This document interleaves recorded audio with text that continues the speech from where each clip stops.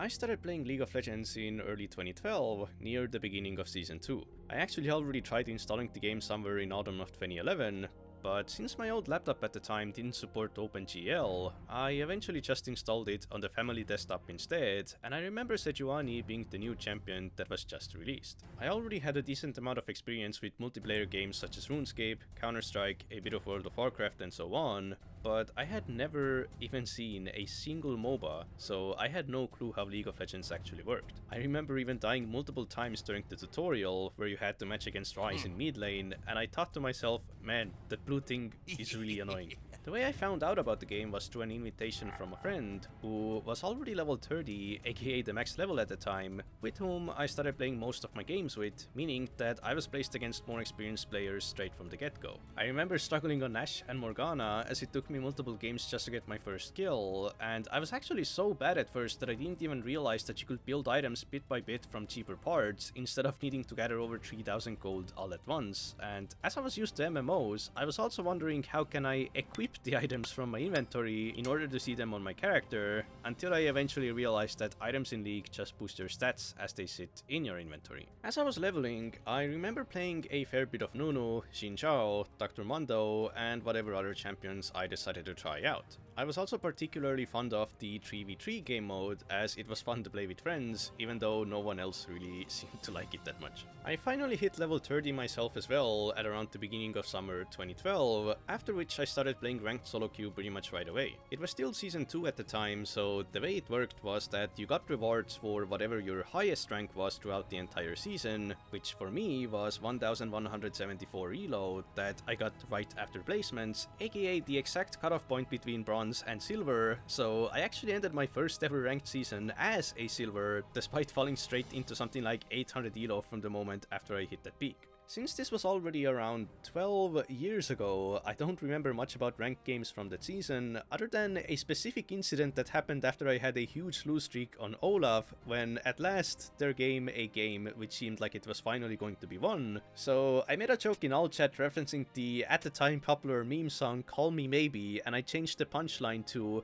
"We're winning, so surrender maybe," which the enemy team wasn't too happy about, and I somehow still managed to lose that game, so they really humbled me after that. I've been making videos on YouTube on various different channels since 2008, starting with RuneScape and pivoting to League of Legends on my previous channel that I made in 2012. I created a wide variety of videos, including skit type content, as well as random highlights from my games, such as some bugs I encountered, as well as pentakills, including my first ever pentakill, which I finally got on Vayne in ranked in November of 2012. I've always enjoyed making videos about things I'm passionate about, which I suppose is the reason why I also made videos about League, and it was also the first time I was able to gather over 1000 subscribers, hit over 1 million views on a video, as well as monetize my channel, which surely has been an inspiration behind me eventually creating this channel as well. Once Season 3 rolled around in 2013, the ranked system was also completely reworked. ELO became what's now known as the hidden MMR behind the newly introduced tiers and divisions that also included promo matches, demotions, the challenger tier and so on, and new items were also introduced such as the Ravenous Hydra, Blade of the Ruined King, and so on. As a Riot Games employee, I'm embarrassed that you play our game. Ever since those new items, man, you changed, freak. Despite being kinda reluctant towards the item changes at first and not playing for multiple months, overall, I remember the rest of Season 3 quite fondly. I spent a lot of time grinding ranked that season, playing a total of around 1500 games, which still to this day is by far the most amount of games I've ever played in a single season. I remember playing a lot of Fizz, with whom I averaged 13.4 kills per game through 160 games. But despite that, I was still stuck in bronze for a very long time that season, and I assume a big part of the reason why was because those 1500 games were spread across a total of 79 different champions throughout the entire season, which meant that a large majority of my games were spent first timing champions I had no clue about. However, after a lot of ups and downs, going from Bronze 1 back to Bronze 5 to back to Bronze 1, I remember finally hitting Silver on my birthday, which I was very satisfied with and quite proud of considering how long it took me to get there and how badly I wanted to get out of Bronze. to which my friend said, enjoy being stuck in silver for the next 5 years. However, once Season 4 rolled around, I was actually able to hit gold in less games than it originally took me to hit silver, during which I played Lethality Wukong a lot, along with a grand total of 96 different champions, which I suppose at least contributed to my overall game knowledge. In Season 5, I still ended up as gold, despite being pretty close to hitting plat at one point, and overall that season is kind of a blur, as I didn't take climbing too seriously, as I was often just playing on auto mode whilst listening to YouTube videos in the background, and I still played over 70 champions in total, instead of just focusing on getting as good as possible on a select few, which was a trend that continued on even to Season 6, where I also played over 70 champions. However, that season I once again started taking climbing quite seriously. I started maining Trundle Top, on whom I played a total of 240 games, and I occasionally even watched a few coaching videos as well as my own replays to see how I could improve, and after a while I was finally able to hit platinum for the very first time in my life.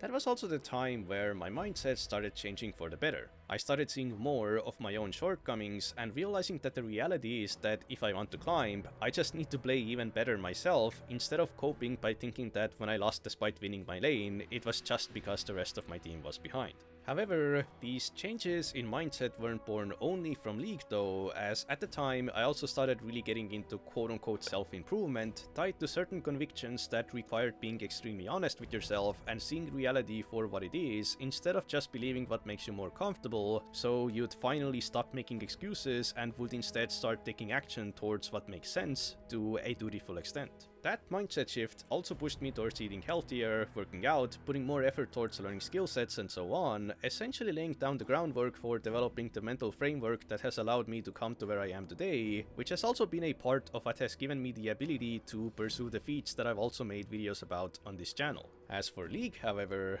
ironically, a large part of that mindset shift also inherently revolved around using your time as impactfully as possible, requiring me to quit most quote-unquote time-wasting activities, including League, if I wanted my actions to properly reflect said mindset. However, I was still far from a perfect human at the time, so I instead came up with a perfect excuse that would still allow me to keep playing League while staying content. I started treating it almost as if it were a challenge through which I'd learn to apply and develop the monk mental required to climb in this game, so in Season 7 I decided to take it up a notch and attempt to hit Diamond. Despite still playing around 55 champions in total that season, long story short, I started one-tricking Miss Fortune, and after over 500 games on her, I managed to hit Diamond, putting me to around the top 2% of the ladder. Ironically, it took me less games to go from Plat to Diamond than it took me to go from Bronze to Silver or from Gold to Platinum, despite the skill gap being much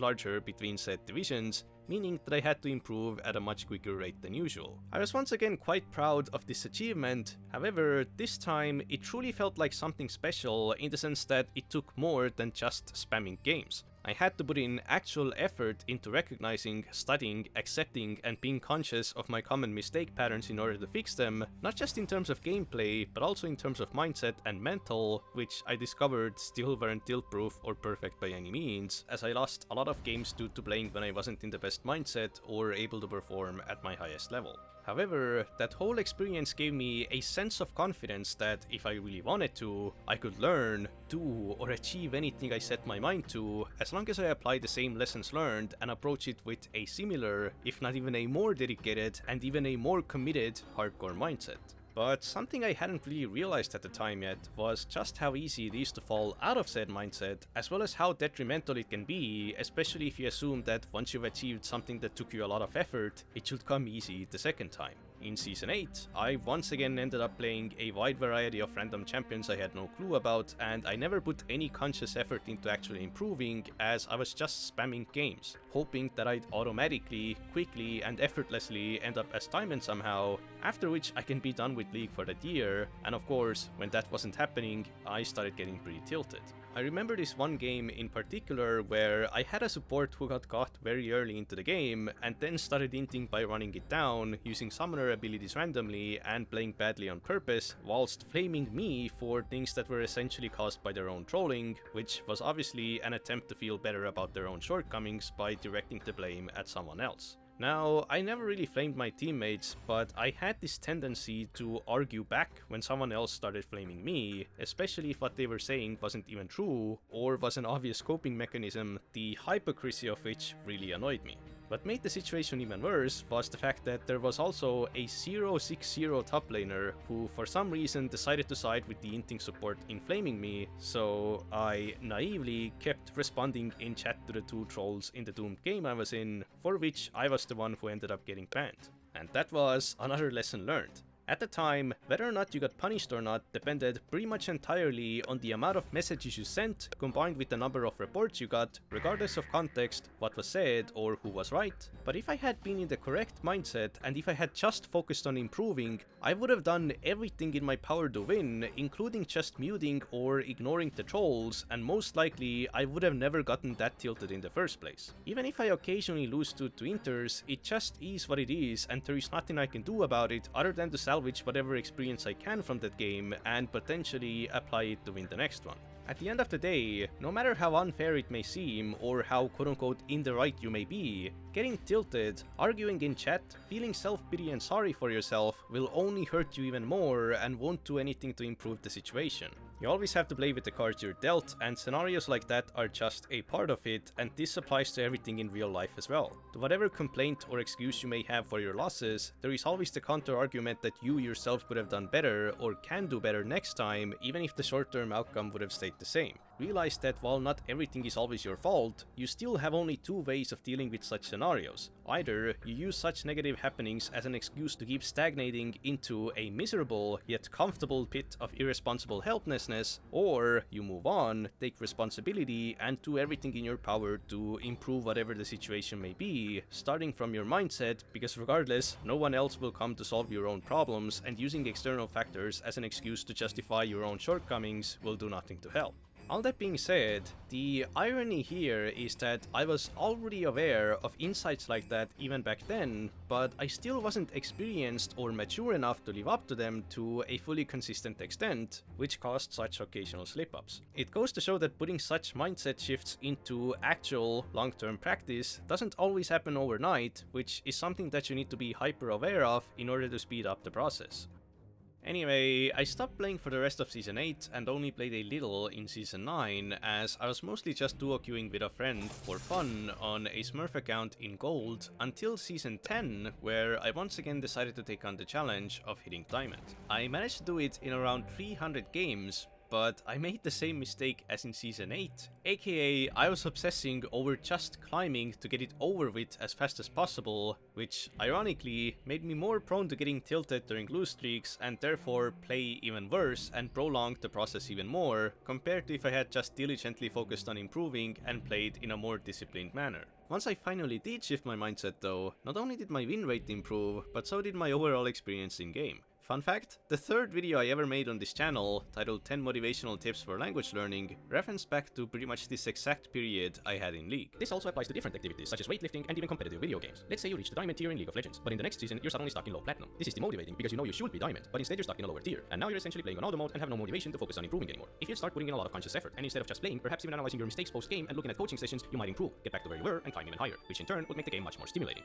Tip number 8. Avoid telling people that you're learning a language. I also realized that climbing in League truly is just a number game based on your win rate, which itself obviously depends on your skill level. Even if you occasionally have big lose streaks where you've been the ace in your team pretty much every game, there is no reason to tilt because it's just a part of the process. Assuming that your skill level is above your current DLO, if you keep playing at the same level, you'll most likely still climb higher over time, especially if you manage to improve and become even a better player in the process, provided that you actually keep on focusing on improving and playing in a diligent, disciplined manner, instead of tilting and playing recklessly for the rest of the season. And of course, this is once again something that applies to many other areas of life as well. But anyway, I was pretty satisfied with the fact that I was in fact not washed up and was still able to hit diamond, because unlike many other skills which are cumulative, League is an extremely competitive game where the baseline skill level of the player base always keeps rising and the game itself keeps changing as well, meaning that you literally need to improve both in terms of knowledge and mechanics just to maintain your current position in the ladder,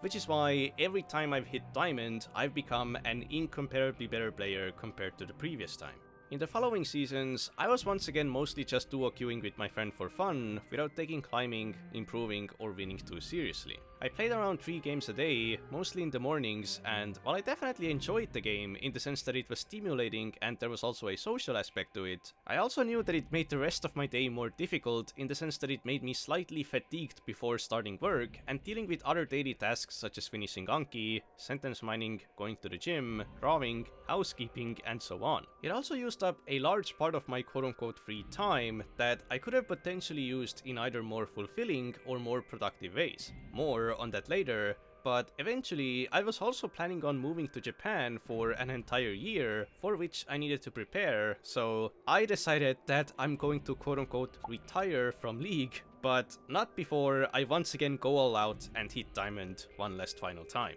So I hopped back to my main account to start my climb, and I actually hit Diamond almost immediately, because I happened to duo with the same friend who introduced me to the game in the first place, who actually had ended up becoming very high elo and even going pro at one point. So despite me even managing to solo climb from Diamond 3 to Diamond 2 on that account, I still wasn't very satisfied with it, which is why I decided to start climbing with my gold elo smurf account instead. This was also the time where the Emerald tier was introduced and the previously yearly season was split into 2 6-month seasons instead, and on the start of that second split, I almost hit Diamond on my smurf account in less than 40 games, but of course I was 2 to 3 wins away from it for a while, so it ended up taking me a total of 78 games instead. But I imagine that I could have done it a lot faster if I didn't lose a bunch of games to my computer freezing and being hit by the blue screen of death mid-game literally every single day. Overall, I was once again very satisfied with hitting Diamond again, and I quite enjoyed the experience I had with climbing this time, despite all the mentally boomed players limit testing my sanity that I met along the way. After that, I actually still had to play around 4 games a month for the next half a year to prevent my rank from decaying due to inactivity, which I was able to successfully do, but other than that, I pretty much considered myself quote-unquote retired from League, or at least from Ranked, as I did try out the new 2v2 game mode with friends, which was pretty fun.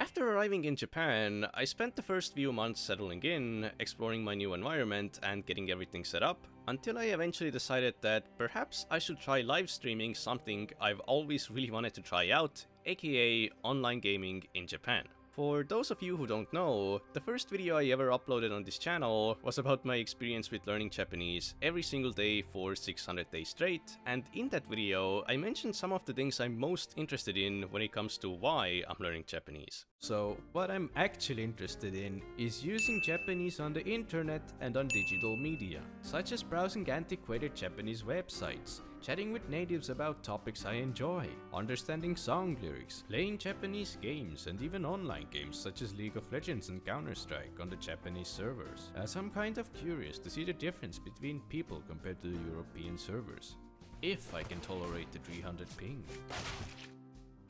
Oh no.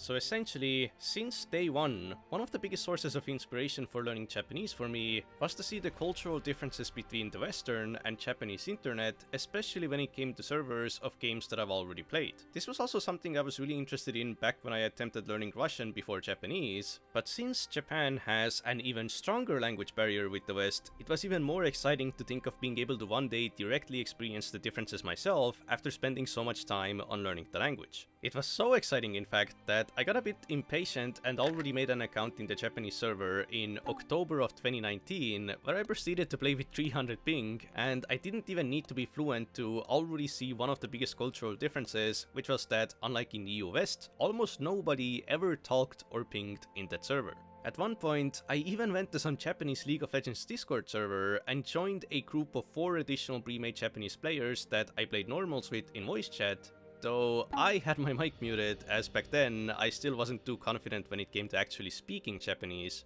But it was still a really fun experience, and it only made me look forward to gaming in Japan even more, especially because I'd finally be able to play with less than 300 ping. And now, years later that I had actually arrived in Japan, I was finally able to do that, and my Japanese League account was also ready to go, as I had made it level 30 already years ago. So I livestreamed my first 3 ranked games in my first stream, and an additional one on my second stream, where I was actually supposed to just play CSGO but gave up after not finding a single Japanese person on the Japanese servers, all of which I won. However, after that, I decided that I'm going to stop live streaming League, as most of my viewers were just interested in asking me questions related to learning Japanese, rather than being interested in the game itself, making it difficult to do my best in-game, whilst interacting with viewers at the same time. So, now that live streaming was off the list, I wasn't entirely sure whether or not I'm going to continue playing League at all, especially considering that my stay here in Japan was only limited to a single year. However, that time limitation ultimately ended up being the exact reason why I decided to continue, because like I just explained, out of everything I actually wanted to experience here in Japan, online gaming was near the top of the list, as rather than regular tourism, I was much more interested in seeing hobbies and things I'm passionate about from a different cultural perspective instead. The reason I was so interested in trying League in particular though, was not only because it's the game that I have the most experience with and enjoy the most, but also because League is known to have a very particular culture, especially in the infamous EU West, where toxicity has become competitive to the extent that it has turned into an art form, which, not gonna lie, I find quite amusing considering how creative it gets. So I was very interested in finding out whether or not such a culture also exists on the Japanese servers, as well as how toxic that server is overall, how strong is the mental of the players, how often will you meet AFKers and inters, as well as what the skill level is like compared to what I'm used to. So I set myself a goal to hit diamond here in Japan as well, and it was time to get started. But before that, since I'm in Japan right now, I've discovered that not only am I literally unable to access certain websites in my home country, but also certain Steam games as well as streaming sites are pretty much entirely blocked here. So what a great opportunity for me to finally accept a sponsorship from none other than NordVPN. I actually used the VPN extensively back when I was learning Japanese to access content that I could learn from that otherwise would have been absolutely impossible for me to watch from where I was from, even though I was paying for the streaming services that carried them. What I discovered though was that many VPNs stopped working with certain services. In fact, the VPN I was using the most actually shut down, but I assume that if there's any VPN that's going to be on the forefront of making sure that you can reliably access everything without getting blocked, it's going to be NordVPN. They also have a wide range of servers, including Estonia, Japan, as well as in the middle of the ocean, so you can even sail the seas if you catch my drift, and you'll be sailing in high winds because it's plenty fast to the extent that you'll most likely forget that you were using a VPN at all. NordVPN also has a bunch of other features that you can check out, but if you're not entirely sure yet, you can rest assured as there is a 30-day money-back guarantee, so if you're interested, you can use my ref link nordvpn.com/Livakivi to get 4 months extra on a 2-year plan. And it also lets them know that it was me who sent you instead of Tom Scott or something, and once again, big thanks to NordVPN for sponsoring this video. Since this was a fresh account that had never played ranked before, I had to start my climb from the bottom of the ladder, and I started out relatively strong with a 9-game win streak, but on the 10th match I ran into my first troll. Not just one troll in fact, but 2, as I had a streamer who decided to first time tank Soraka mid, to which my support didn't take too kindly, so he immediately started inting him on stream, which led to the streamer essentially soft trolling as well by getting distracted, AFKing and giving the inter all the attention he wanted. I was actually almost able to 1v9 that game by kiting the enemy players on Vayne. However, since it was 3v5 with 2 inters, I had to accept my first defeat. Also, at the end of the game, the streamer started recording a demo of the inter, and technically himself, trolling to send to Riot, which is something I haven't heard of anyone doing for the past decade. Regardless, I kept going, and despite running into even more AFKers and trolls soon after, I was able to maintain a near 90% win rate almost all the way to Emerald, as I had 37 wins and only 5 losses with an 18-game win streak. Though something which was really weird was the fact that with a win rate like that, I should have already been diamond, as usually the game lets you snowball and skip ranks when you have very high MMR, so I googled what's going on and I found out that Riot had removed division skipping and made climbing much lower than usual, meaning that now, even if you have a 50 game win streak, you still won't hit diamond on a fresh account, which to be honest was kind of shocking because it meant that this was going to take much longer than expected. Anyway, I had already had quite a few interesting experiences in this server. For example, I duo queued with a Korean player, got to read and speak a decent amount of Japanese in the chat, encountered various different kinds of personalities, seen the only type of flame people do in this server, and so on. As I continued my climb to Emerald, I already started meeting Diamond as well as last season Master players in my games, and soon enough I hit Emerald myself as well, where I still kept climbing nicely. However, at one point I had my first lose streak because I had a day where not only were the games difficult, but I also really underperformed myself, probably because I was just too tired to focus properly, in which case it would have been better just to stop playing for the day.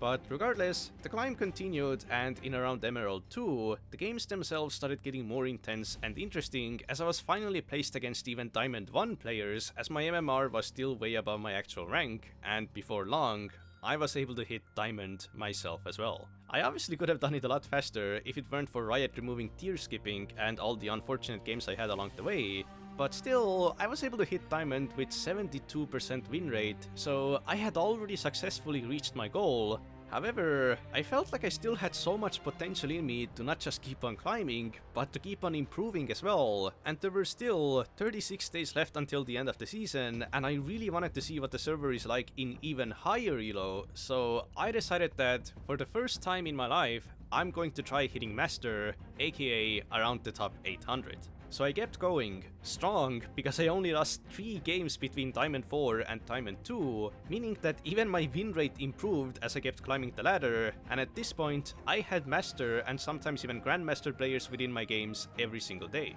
I even got to play with some of the most known Japanese League streamers and even pro players who participated in the LGL, aka the Japanese version of LCS, and I hadn't enjoyed League this much probably since I got started in Season 2, or when I played ranked 3v3s with my friends in Season 3. Something I also really enjoyed was the fact that since the server was so small, I was playing with the same players almost every single game, so I started remembering their names, their picks, their playstyles and so on, and I started feeling a level of solidarity as well as rivalry with certain players. Moreover, I once checked a high-ranked streamer on Twitch, and it was funny to see the same players in their games as I had in mine. Of course, since this is League we're talking about, I still had plenty of negative experiences as well, including getting tilted and having lose streaks that instantly set me back multiple days, but regardless, I was eventually able to hit Diamond 1 with a 66% win rate, and I got up to 78 LP, meaning that I was literally a single win away from Masters. At this point, there were still around 30 days left until the end of the season, and the thing is that in Master tier, you only have 14 days banked before your rank decays due to inactivity, and playing one game only restores 1 day, meaning that if I had hit Master at that moment, I would have needed to play at least another 16 games in Master just to not get decayed, so I decided to take around a 2-week break as I let my account sit in Diamond.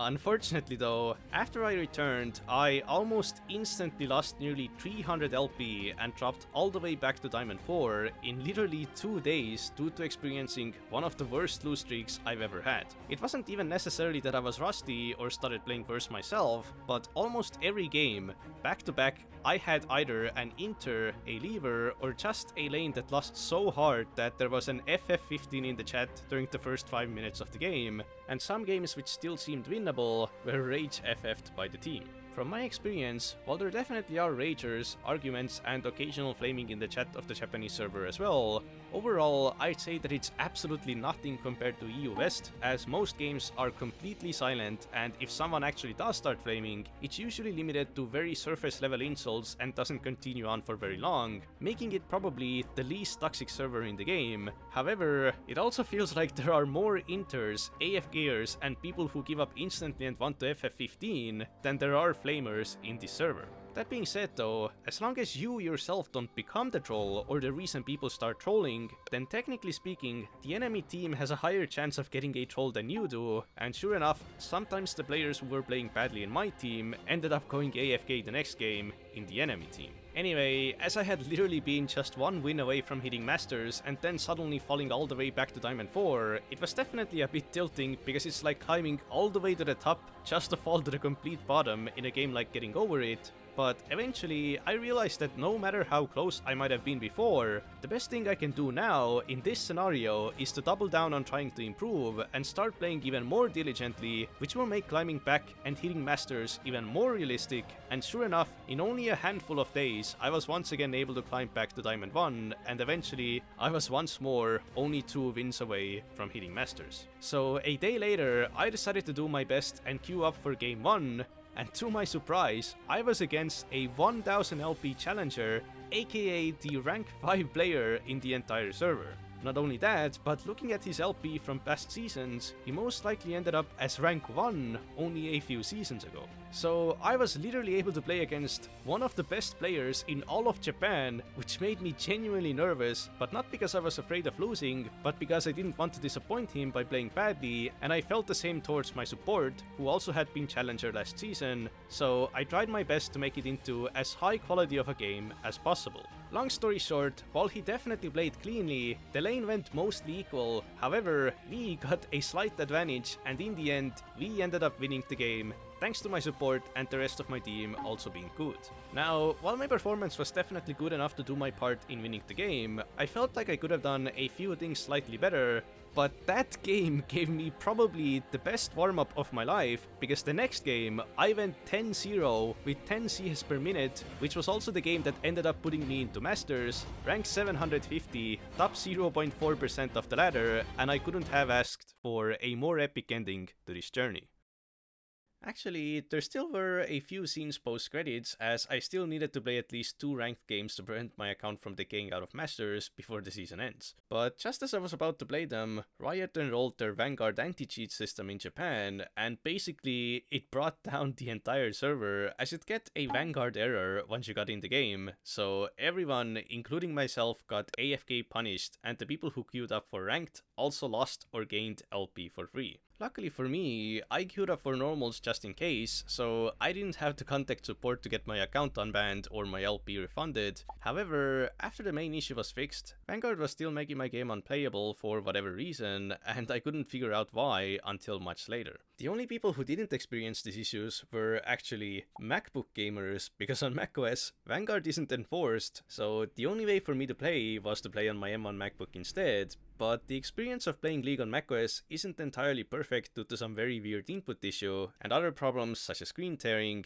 But regardless, I was somehow able to win the first game, and the second game was also almost won, but I think 2 players on my team might have been drunk because they completely ran down the very last team fight that was extremely close actually, so I ended up losing that one. But at least I was able to pass my Decay games and end the season as a master, which I was truly satisfied with and quite happy over. I'm also really glad that I was finally able to experience the Japanese server as well, as it was fascinating to see the different culture, the people, the skill level, the fact that I was able to play with only 5 ping for the first time in my life, as well as the Japanese usernames.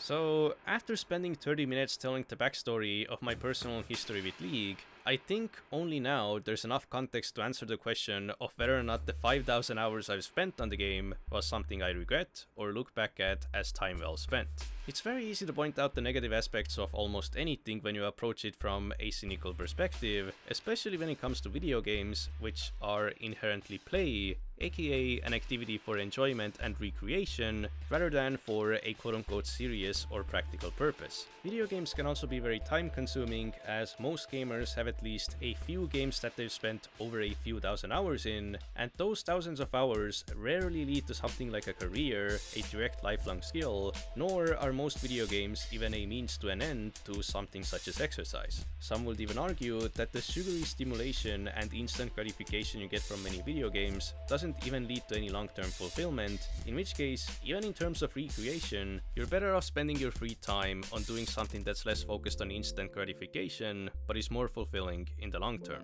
Yet, despite all that, I do not regret spending over 5,000 hours of the limited life that I get only once on League, even though I am someone who has time and time again hinted towards the suggestion of using one's time responsibly in many of my videos. One of the main reasons I'm making this video is to offer an alternative perspective to the growing sentiment that gaming, especially competitive gaming, is inherently a waste of time. The point of this video isn't to encourage spending more time on gaming, but to me, it is clear that what I've gained from playing the game goes far beyond the forgettable momentary stimulation that you'd normally associate with match-based competitive games, as the amount of growth I've received and the lessons I've learned throughout the journey are things that I'll be applying and carrying with me for the rest of my life. It's going to be difficult to understand not just the meaning, but also the feeling behind concepts such as having an improvement-focused mindset if you haven't experienced going through such paradigm shift yourself, where you realize that in order to climb and to reach your goals, you need to remove all the distractions, drop all the excuses, and do everything in your power to improve,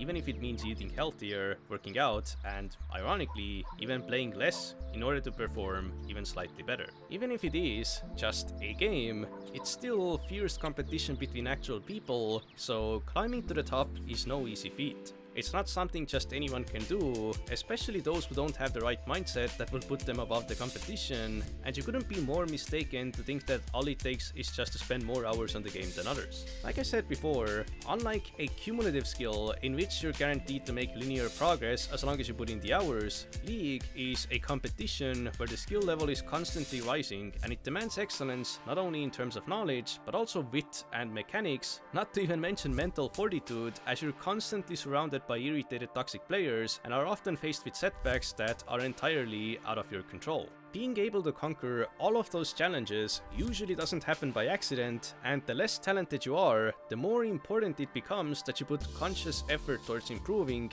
instead of just spamming games. And once you actually reach those goals after having done everything in your power to strive towards them, you'll most likely have the confidence required to achieve anything else in life that you'd set your mind on. Insights like that can be absolutely invaluable, so even if I somehow managed to spend all of those 5,000 hours on something like learning the piano instead, there is no guarantee that I'd be better off, as I might have missed the inspirations that perhaps led to more fulfilling outcomes in the end. Not to mention, most of those hours were racked up between the ages of 12 to 18 during times of leisure and as a strongly shared hobby between me and so many of my friends, so it's incredibly short-sighted to ignore all that context and assume that all of those hours could have been spent on something quote-unquote more productive. Besides that, like I've already said multiple times, I've truly enjoyed the game and I've had many positive memorable experiences with it throughout the years, but since this is League, I've also had my fair share of very negative experiences as well. But those negative experiences have taught me how I react to certain scenarios, what are my mental weaknesses, and where are my breaking points, all of which, due to discovering, I understand myself so much better, and I've been able to push those limits far beyond what they were before, making me a much more resilient person overall, and also allowing me to enjoy such activities even more. I've also felt a genuine level of self-actualization and fulfillment upon reaching the goals that I've set for myself in-game, sometimes to an even greater extent than the other, arguably more impressive feats that I've achieved. Originally, I was going to say that the only thing I regret are the periods where I played half-assed with a bad mindset, yet was still affected by the negative experiences such as lose streaks, but even that is another lesson learned, which tells me to either give it my all and to enjoy the game as much as possible, or to not play at all, and I'll bear that in mind in the future when it comes to other hobbies and activities as well. Regret is something that signals you to course correct your future actions to avoid repeating the negative experiences caused by your past actions, and once you've made those corrections, you can let go of that regret as it's no longer necessary. In this context, if you find yourself unable to let go of said regret, there's a chance that you actually haven't made those course corrections, in which case, blaming your past self for your current suffering whilst doing nothing about it in the present is essentially shifting the blame onto someone else who doesn't even exist as a coping mechanism for your current lack of action, to which the solution is just to start taking the lacking action, even if it means starting small. After all this talk about hardcore competitive gaming having a carryover to other areas of life doesn't mean much unless you actually do something to which it could carry over to. And on that note, the past aside, what about the future? Even though I'm clearly passionate about the game and seem to enjoy it, one of the things I've mentioned in multiple videos on this channel is the fact that I have a lot of interests that I'd like to devote myself to, including League, but find it difficult to make time for all of them. So is it worth it for me to keep on playing League for years to come? Or should I just use the current timing as an opportunity to end it on a satisfying note and move forward forever? Now, some of you might say that if you enjoy it, why not just continue, but in a moderate, healthy manner? And while I can definitely sympathize with that, sometimes the things we personally enjoy will have to be sacrificed to fulfill our responsibilities towards whatever gives us purpose in life. If I spend another 1000 hours in League over the next 5 years, could I have instead used those 1000 hours in a more responsible manner that could have potentially led to a profound positive impact on the world down the road? It's kinda impossible to know the true answer to this question, but at least in terms of intent, there is a lot of validity to the argument that favors the latter outcome, as long as the reasoning behind said argument is justified in a logically consistent manner. The danger of such a philosophy, however, is that it's incredibly idealistic, so if you're unable to fully devote to it and perfectly carry it out in practice, it can lead to constant duality that causes more harm than good, as it leaves you with the worst of both worlds. In fact, at one point, I had a period where I kept playing half-heartedly because I had a level of cognitive dissonance that told me to use my time more ethically, yet I didn't want to give up playing either, so I subconsciously didn't allow myself to enjoy the game by properly devoting to it, yet the in-game negative experiences still affected me, creating an oxymoronic, unhealthy relationship with the game that, ironically, made me play it even more as I desperately tried making up for my losses despite playing with an unproductive mindset. Years later, upon various reflection, my conclusion is that if I've decided that a certain activity is truly something that I would like to have be a small part of my life for the time being, and if I don't find it otherwise harmful, then it's better to open the door to it fully and enjoy it in the most concentrated, undiluted manner, instead of opening the door only halfway and watering it down, leaving you with a half-hearted experience that, ironically, doesn't even satisfy you enough to stop engaging in it, in which case, it truly isn't worth your time. The irony is that once you actually learn to enjoy something to the utmost extent, you don't even need to engage in it that often, nor do you even need to spend so much time on it, because you have the relief that it's not going to disappear anywhere, and a single, fully focused session every once in a while is going to be enough to satisfy that passion. While I don't think I need to permanently quit League and never play it ever again, I'm aware of the commitment as well as sacrifices that playing at a high level requires, so for the time being, I am genuinely motivated to use the mindset as well as lessons learned from playing League and apply it to other areas of life instead.